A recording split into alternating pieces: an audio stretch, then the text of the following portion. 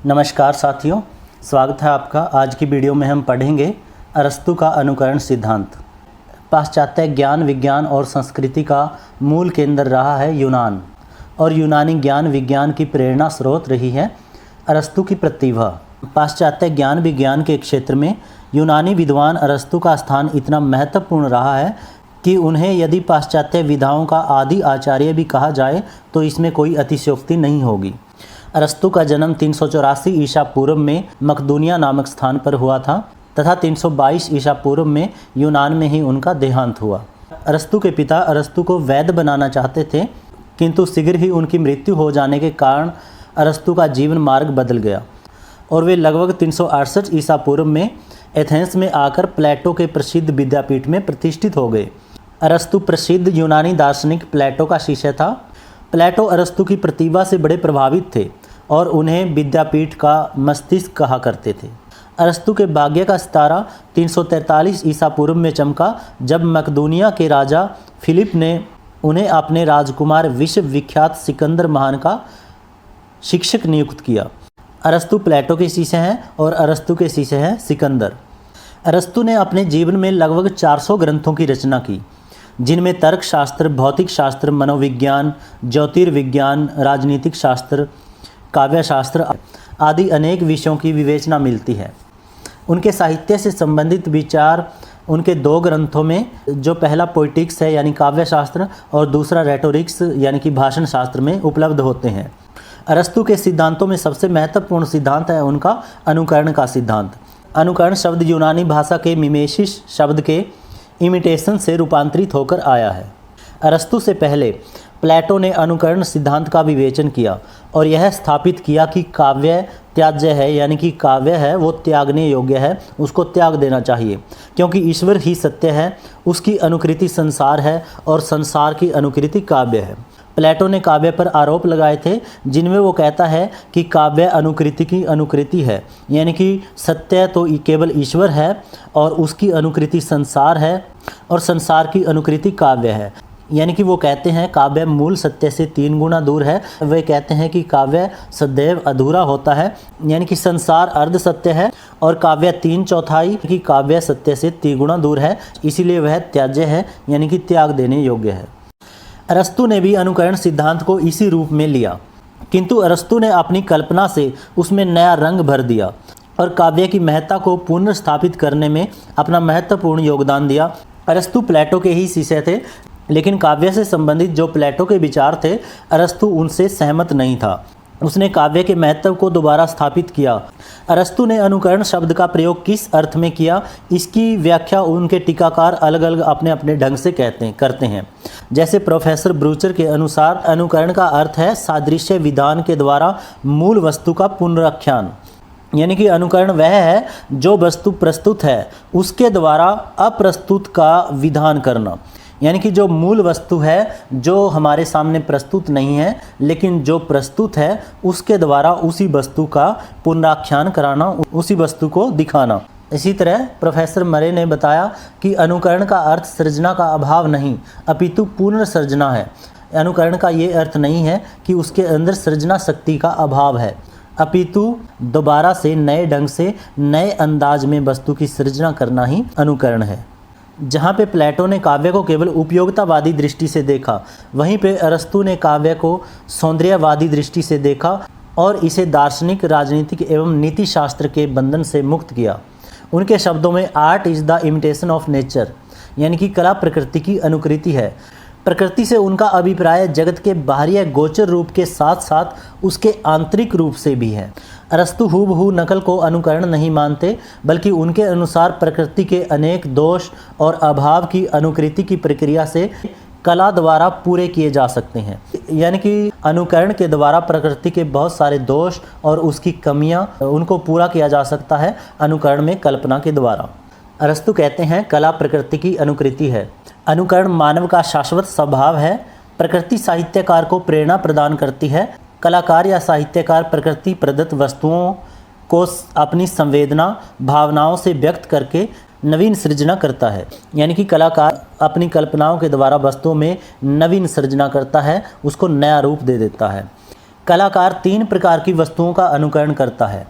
पहली, जैसे वे थी या हैं। दूसरा, जैसी वे कही या समझी जाती हैं, यानी कि ये संभाव्य रूप है, जैसी उनके अंदर संभावना हो सकती है। तीसरा है जैसी वे होनी चाहिए, यह आदर्श रूप है।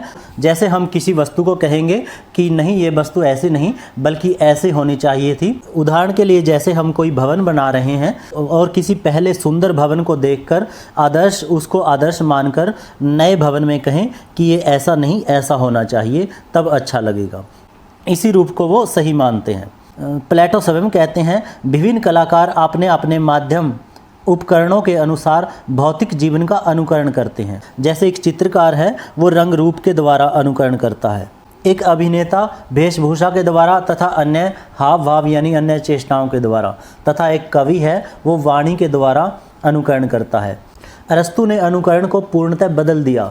अनुकरण पूर्ण रूप से सृजन की एक प्रक्रिया है, जिसके द्वारा कवि जीवन संबंधी घटनाओं का चयन करते समय यथार्थ और वास्तविक वस्तु में से किसी अभिनव वस्तु का निर्माण करता है। अबरक्राम्बी ने अरस्तु के तर्क को स्पष्ट करते हुए लिखा है कि यदि कविता केवल प्रकृति का दर्पण होती तो वह हमें उससे कुछ अधिक नहीं दे सकती थी जो प्रकृति देती है।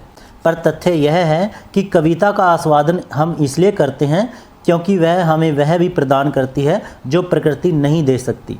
वो कहते हैं, कवि या कलाकार अपनी संवेदना और अपनी अनुभूति से अपूर्णता को पूर्णता प्रदान करता है, यानी कि जो प्रकृति में अभाव है, जो कमी है, कवि अपनी कल्पना संवेदनाओं के द्वारा उसकी भरपाई करता है, उसको पूर्णता प्रदान करता है और उसे आदर्श रूप देता है। इसीलिए अनुकरण को मात्र नकल नहीं कहा जा सकता।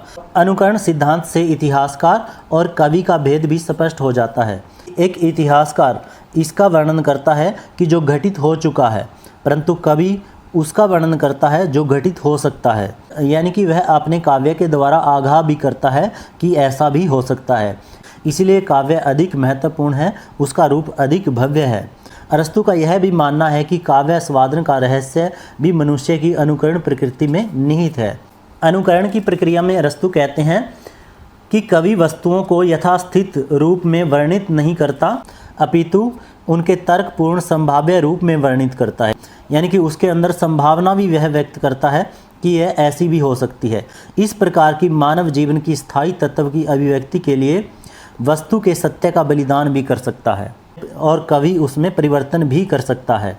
वह मानव के कार्य ही नहीं अपितु उसके भाव, विचार, चरित्र आदि में कल्पना के अनुरूप परिवर्तन कर लेता है। काव्य में जिस मानव का चित्रण होता है वह सामान्य से अच्छा भी हो सकता है और बुरा भी हो सकता है, अर्थात यथार्थ भी हो सकता है। कवि पाठकों के आनंद के लिए ही यह परिवर्तन करता है, क्योंकि ऐसा करने से कवि को आनंद मिलता है। अरस्तु द्वारा दिए गए अनुकरण सिद्धांत के महत्वपूर्ण बिंदु इस प्रकार हैं। वे कहते हैं, कविता जगत की अनुकृति है तथा अनुकरण मनुष्य की मूल प्रवृत्ति है, यानी कि अनुकरण तो मनुष्य का स्वभाव है। अनुकरण से हमें शिक्षा मिलती है। बालक अपने से बड़ों की क्रियाएं देखकर तथा उनका अनुकरण करके ही सीखता है। एक बच्चा बड़ों की नकल करके ही बोलना सीखता है, चलना सीखता है, यानी कि बच्चा बड़ों की बहुत सारी क्रियाएं देखकर ही उनका अनुकरण करके सीखता है। अनुकरण की प्रक्रिया आनंददायक है। हम अनुकृत वस्तु में मूल का सादृश्य देखकर आनंद प्राप्त करते हैं। इसको एक धारावाहिक के उदाहरण से समझ सकते हैं।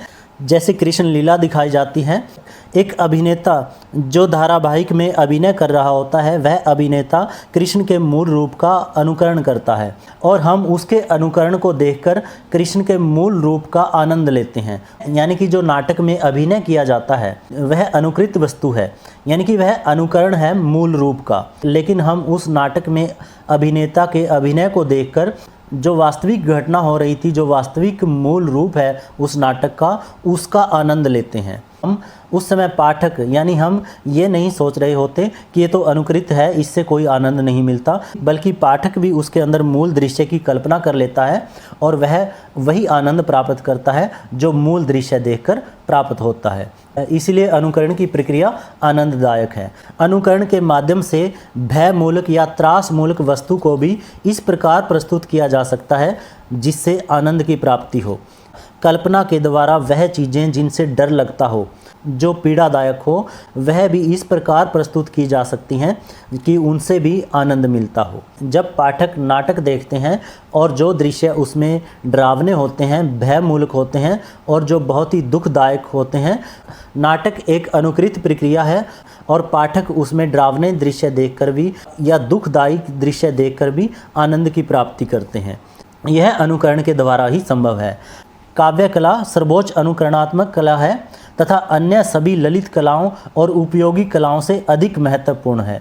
नाटक काव्य कला का सर्वाधिक उत्कृष्ट रूप है। अरस्तु ने काव्य की समीक्षा स्वतंत्र रूप से की है। प्लेटो की भांति दर्शन राजनीति के चश्मे से उसे नहीं देखा है। अतः कह सकते हैं कि अरस्तु ने अनुकरण सिद्धांत को प्लेटो की अपेक्षा नवीन अर्थ प्रदान किए। इसमें शिवम की अपेक्षा सुंदरम पर बल दिया, उसे दार्शनिकों नीतियों के चंगुल से आज़ाद किया। अरस्तु काव्य को प्रकृति का अनुकरण मानकर चला है। आगे है अरस्तु के अनुकरण सिद्धांत की विवेचना।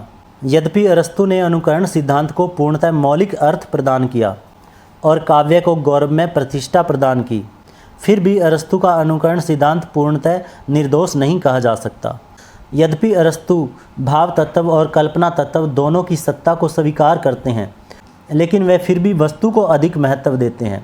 डॉक्टर नगेंद्र ने कहा है, अरस्तु का दृष्टिकोण अभावात्मक रहा है और त्रास और करुणा का विवेचन उसकी चरम सिद्धि रही है। अरस्तु ने कवि की निर्माण क्षमता पर तो बल दिया, पर जीवन के विभिन्न अनुभवों से निर्मित कवि की अंतश्चेतना को महत्व प्रदान नहीं किया। यानी कि कवि जो निर्माण करता है, जो काव्य सृजन करता है, उसकी क्षमता पर तो बल दिया है, लेकिन जो जीवन के विभिन्न अनुभव हैं उनसे निर्मित उसकी अंतश्चेतना यानी कि जो अंदर जो आंतरिक चेतना उसकी जागृत होती है, उसको उन्होंने महत्व नहीं दिया है। अतः अरस्तु ने अनुकरण को नया अर्थ प्रदान करते हुए कला का स्वतंत्र अस्तित्व स्थापित किया। प्लेटो ने कला पर पवित्रता को दूषित करने का आरोप लगाया था, उसे अरस्तु ने स्वीकार नहीं किया। यही नहीं, अपितु उसने काव्य को दर्शन और नीति के चंगुल से मुक्ति दिलाई। अतः कहा जा सकता है कि अनुकरण सिद्धांत की परिधि भले ही संकुचित रही हो, लेकिन काव्य में उसका महत्व निर्विवाद रूप से स्वीकार किया जा सकता है। तो साथियों, हमारा विषय पूरा हो जाता है। चैनल को सब्सक्राइब कर दीजिए, वीडियो को लाइक और शेयर जरूर करें। धन्यवाद।